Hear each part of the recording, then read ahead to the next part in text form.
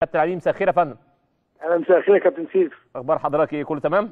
الحمد لله يا كابتن. اول مره يا فندم من يوم ما اشتغلت، يعني دايما اسمع اهلي زمالك اسماعيلي في مشكله. النهارده معايا خبر، مش مهم الخبر او مش مهم يعني اي حاجه، المهم ان في 1,200,000 جنيه كاش اتدفعوا.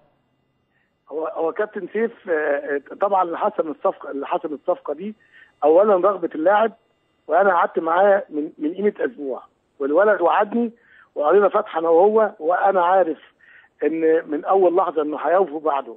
هو اللي حصل ان امبارح تقريبا هو رايح نادي المقاولين، وقالوا لي ان هو مضى على ورقه ان هو هيروح النادي الاهلي.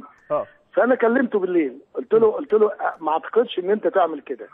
قام قال لي والله انا غصب عني، لكن انا رغبتي برضو النادي الاسماعيلي. قلت له رغبتك النادي الاسماعيلي، طيب اخطب نادي المقاولين.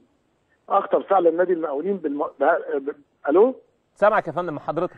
اخطر فعلا نادي المقاولين، وعمل لي اختار، ورحنا نادي المقاولين النهارده. واحنا طبعا اللاعب كان بتاعنا، فالنادي الاهلي تدخل امبارح بس وبعت فاكس فعلا ان هو عرض 900,000 جنيه و25% للعيب.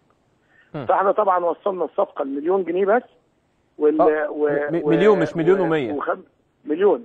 تمام. و25% لنادي المقاولين العرب. وتوجهنا كلنا، ومعانا والده اللي كان ليه دور كبير جدا معانا، والولد محمد قال لهم سالوه رغبتك ايه؟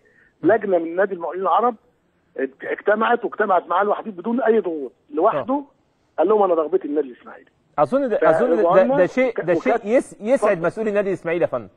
نعم، يعني شيء يسعد مسؤول النادي الاسماعيلي ان هي تبقى، يعني بغض النظر كمان عن الفلوس، رغبه الولد ان هو يلعب في الاسماعيلي. هي دي اسعدتنا واسعد جماهير الاسماعيليه، وانا بقدمه لجماهير الاسماعيليه برجولته، بشهامته، بقوته، بفنه، وبالتزامه بوعده. انا بقدمه لجماهير الاسماعيليه وهي منتظراه.